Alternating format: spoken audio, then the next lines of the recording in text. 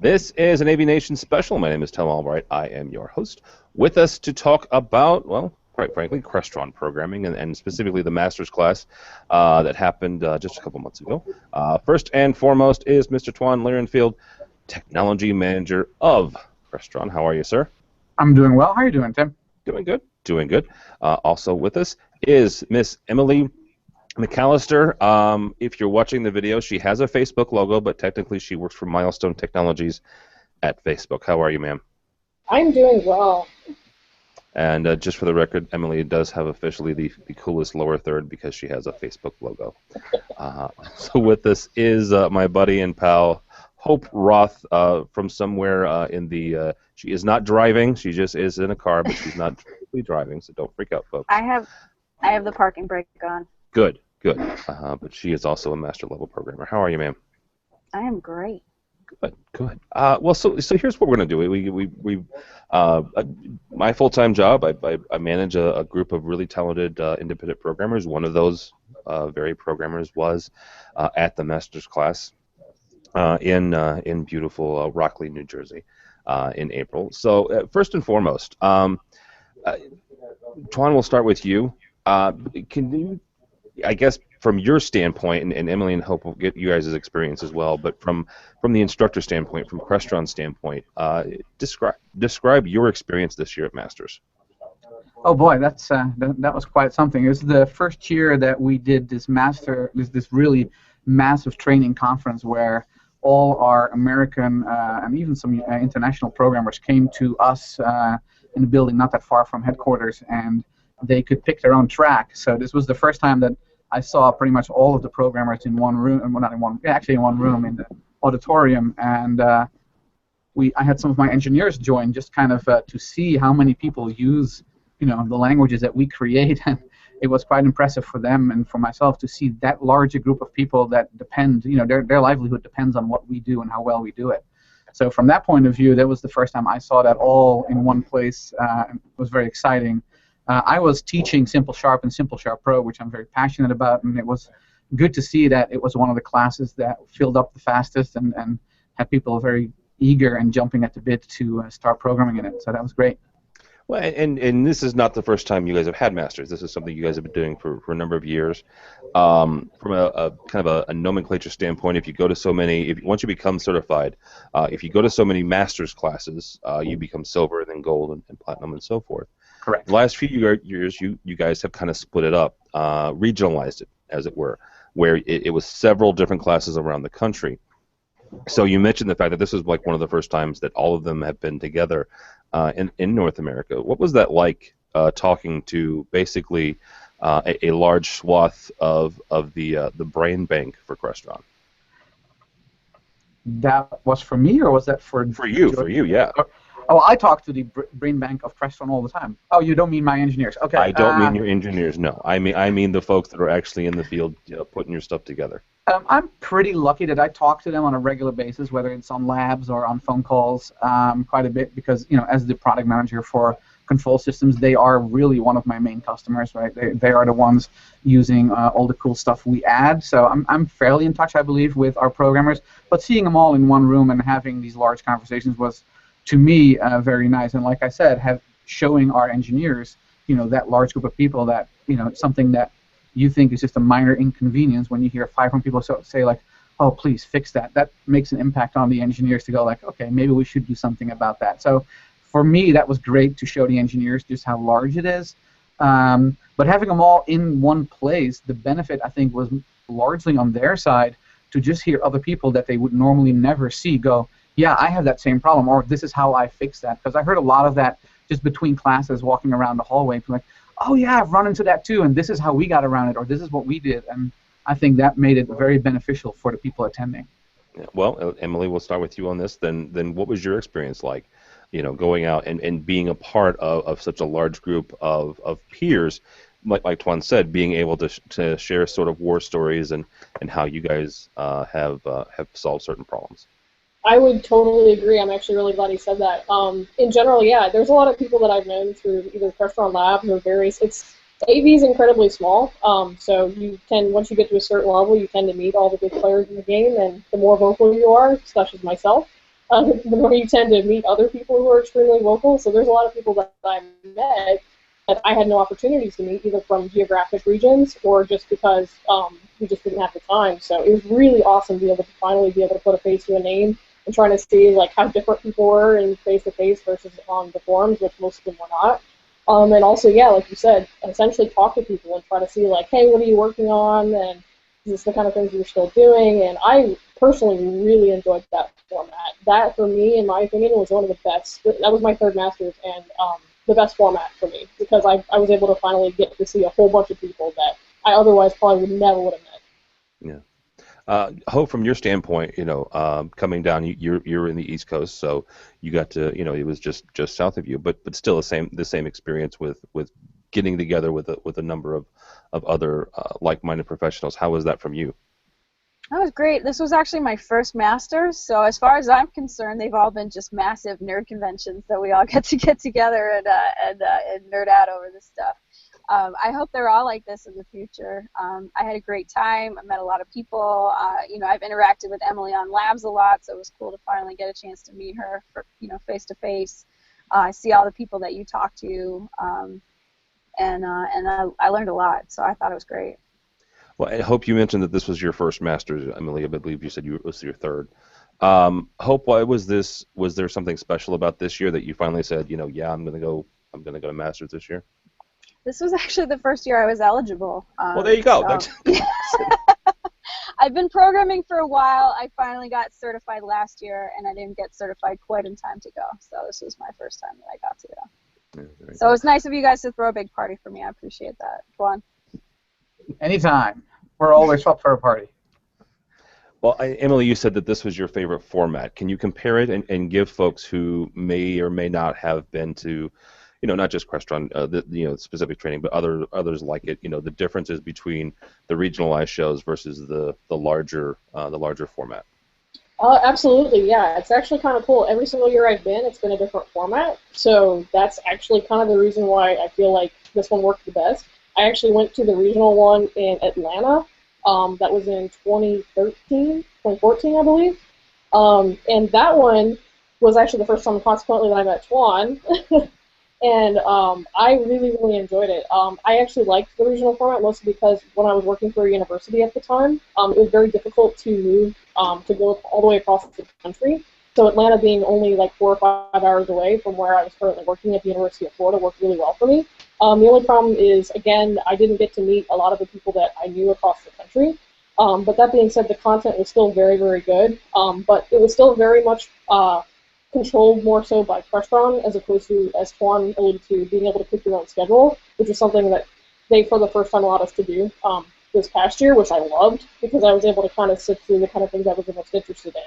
The previous year, I actually went to New Jersey because that was, as far as I'm aware, most of the time, all the previous years, it was held always at corporate headquarters, which I liked because I'd never been to New Jersey. I believe that was the first time I'd ever been there.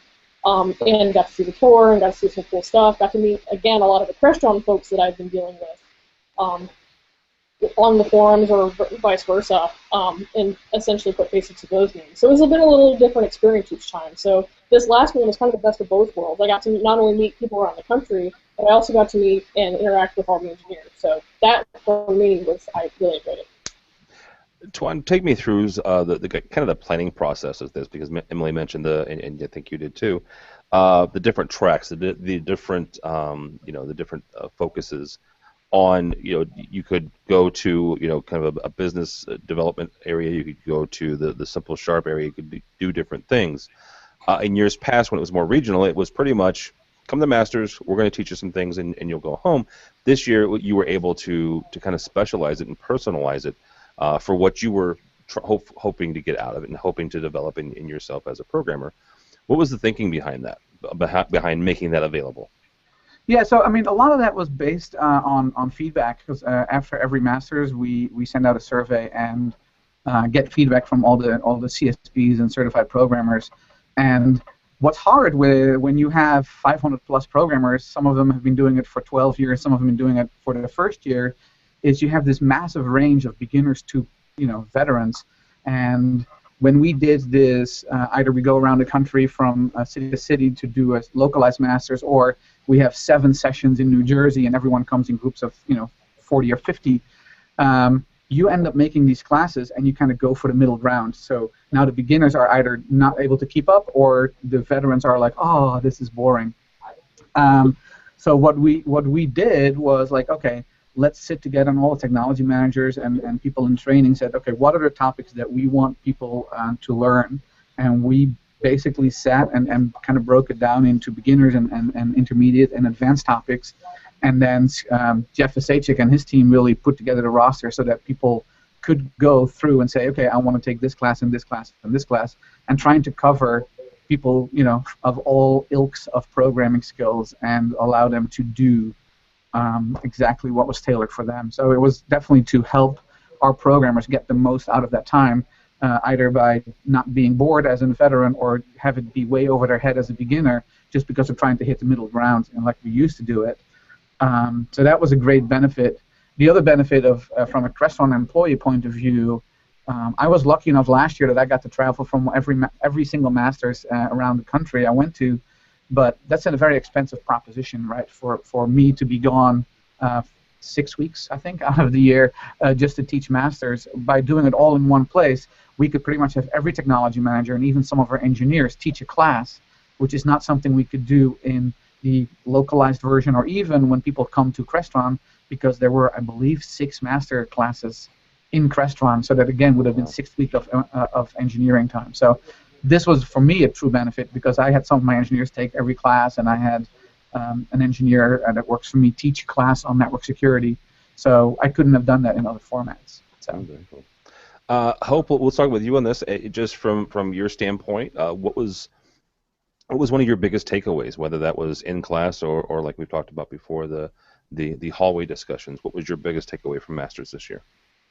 I think a lot of it was just the things that you can do with the Crestron technology, and how they're sort of changing from just being boxes and rooms that control things over RS-232 to being on the network, doing streaming, a lot of talk about the cloud-based things. Also, I wasn't able to take any of the Simple Sharp classes, but we did get the overview for that.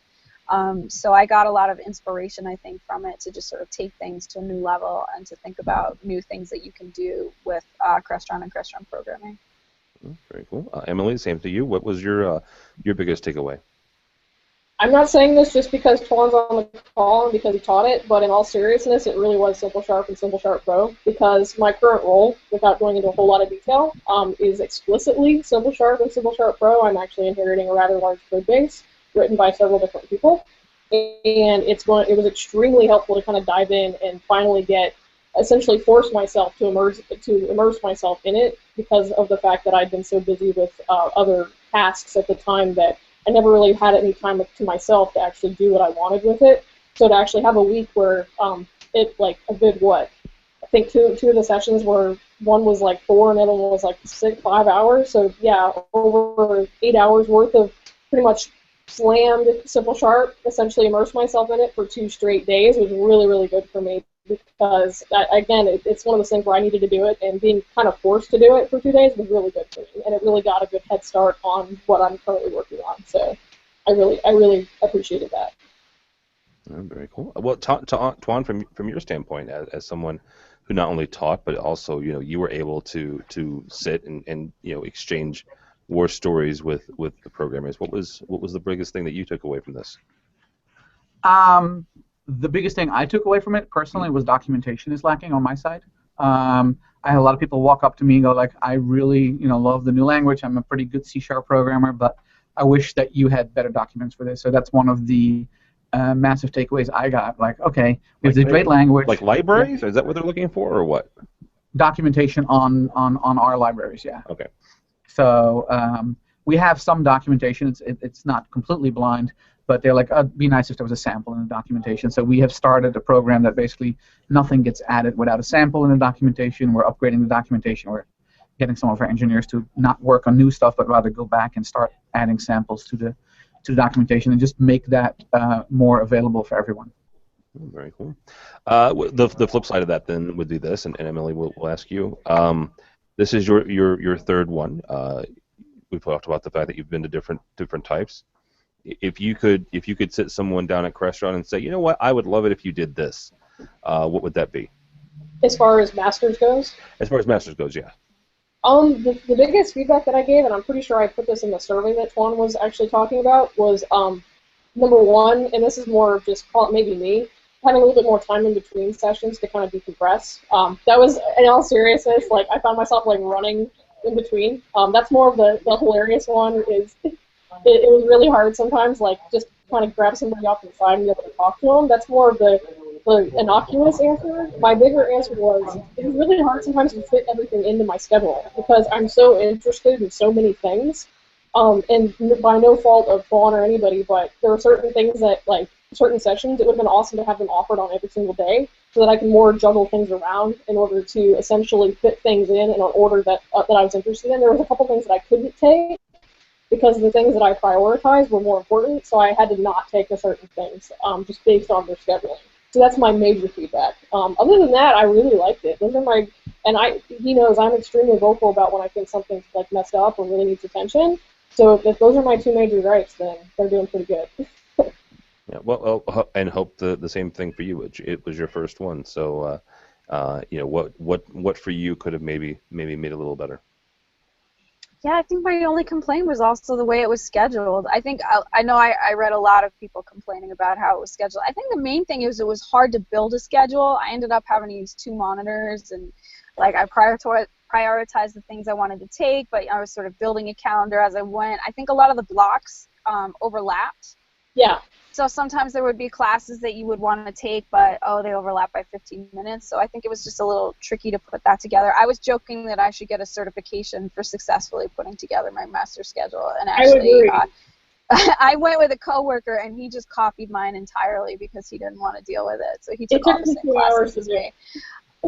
Yeah. But other than that, I mean, the food was good. I mean, when is the food ever good at something like that? The accommodations were good. Everybody was great. They had all the classes taught by the people who were actually doing the work, so the classes were all good. The evening entertainment was fun, and we got to do a harbor cruise and see the city and everything. So I no complaints, except for the schedule. Except for the schedule. Well, and Toine, let's get it from your standpoint. I almost said if you had to do it over again, but you do. You'll have it to do over again next year. What do you think that maybe 1 or 2 things that you'll do different? Actually, the schedule and the fact that there was really no gap between classes is something that we did take away from it ourselves as well. I had a simple sharp class that ended at like 4 o'clock, and then from 4 to 5:30 I had to go to the auditorium and give a presentation on best practices, and I had to literally hustle, and people like, can I ask you a question? I'm like, nope, gotta go, gotta make the other class. There's 400 people in a room waiting for me. So yeah, that we have definitely taken away as, okay, we need to make sure that there's some breathing room in between them. And other than that, the takeaway I got was we have to be even better at kind of giving the level of what kind of class it was. There were some people in the Simple Sharp and Simple Sharp Pro class that just kind of were not prepared for it, and while we had prerequisites in the description, we didn't test for them. We didn't ask, we went on good faith. And you didn't test for those? You guys test for everything. Yeah, well, there was a logistical issue there as well. Just how do you do that? How do you prove that someone knows C#, right? Same way you do to get into intermediate class. That's how you do it. Yes. So then we have 500 exams coming into Bob. Oh, that's true. Yes. Yeah. So I think that we need to be clear on what level of class it is. Like this is an advanced class, and maybe some people go like, okay, maybe that's not for me. But other than that, Emily was in my class. There was a small percentage of people who were completely not prepared. The majority was decently prepared, and then there was the top whatever percent that was just ready for it. But overall, it went well. It was just that there were some people that were like, oh, C#, right. And so that could have gone better from my point of view, because my classes and several other classes were very wanted, and I felt bad for people who were very interested and capable of doing it, that someone was taking a seat that wasn't necessarily prepared to take that class. Well, and that actually raises a good point, not just for this class particularly, but as you guys, as Crestron moves into a more C#, simple sharp platform, how would you suggest people get ready for that? So it's kind of funny. I'll start this. I asked in the Simple Sharp class and Simple Sharp Pro class, how many of you know C#? And pretty much everyone stuck up their hand. And at the end of the class, it was like, how many of you still think you know enough C# to do this? And I would say about 2/3 of the people lowered their hand. They're like, yeah, no, that wasn't me. So I personally really like a Lynda, that is with a Y, lynda.com, as a training site for C#. They have several classes that are very good, that get you kind of the basics. And there's a website called, I think it's codewarriors.com. I think that's it. Emily, do you remember? I would recommend, I don't know about that one, but I would recommend Coursera. It's coursera.org. I've taken a bunch of free programming classes that are offered through universities, and they have a C# programming, game programming in C#, and I took that, and it was awesome. Yeah, I've used both Lynda and Coursera, so yeah. So, but yeah, Lynda's nice. It's a flat fee per month, and you can take, I think, as many classes as you like. So it's pretty good. And the object-oriented principles, and then the first 2 or 3 C# classes will pretty much get you ready for Simple Sharp. All right, very good. Well, congratulations. Yes, ma'am. I was going to say, there was a book that you guys recommended in the just general session, and I actually ordered that on my iPhone when they that is a great book. Mentioned it. Yeah, and I'm reading it in my copious amount of free time at home, and it is I forget what it's called, but it was a good book. So maybe you can put a link up. Yeah, I'll email you the link. I don't want to quote the wrong book right now, but what's nice about that book, it assumes you have programming capabilities and knowledge, and then it translates it from this is how you used to do it, and this is how you do it in object-oriented programming in C#. So it's a nice way to kind of transition yourself. Right. Visual C# 2008, I think. Yep, and I was a computer science major, so that book was good for me because it took all the principles that I knew from working in Java and C++ and sort of transitioned it over. So, good book. Very cool. All right. I would. Sorry. I would say I did think of one last thing that you guys could do differently, which would be just in the actual course descriptions. Maybe if you could give it a ranking of what level it is, because I did actually take one class by accident that was too easy. Yeah, that's what I was saying. Like, we need to have a intermediate, beginner, advanced kind of ranking on there. Yeah, absolutely. But as far as your point, since we're now making comments, my only other comment would be there were certain people in your class one, because I remember actually giving out Visual Studio Service Pack, just making sure that people had everything installed on their computers probably would help. So what we did there, right, just so you know, we sent out, I think, 3 emails saying this needs to be installed on your computer, and as you came into the room, we had someone use the honor system and ask you, do you have it installed? And if they didn't, we would reschedule you to a different class. So we did have that check in there, but yet there were still some people who said, yes, I have it, but then they hadn't, they didn't have Service Pack 1, or so there were definitely a couple of things that we have to, be a little bit more diligent about checking. Well, that happens. Yeah, but that happens at almost every, not just you guys' training, but almost every manufacturer's training. Make sure you have the software loaded. Make sure it's you have the latest firmware and all this other jazz, and always there'll be somebody that doesn't have it, and you'll spend the first half an hour of the morning making sure that everything's up to date. So. Yeah, Visual Studio takes a little more than half an hour, but yes. All right. Well, guys, thank you so much for joining us. Ms. Emily McAllister, I almost said from Facebook, from Milestone Technologies at Facebook. Thank you, ma'am. You're welcome. Ms. Hope Roth, my buddy from Northeast, master level programmer. Thank you, ma'am. Thank you.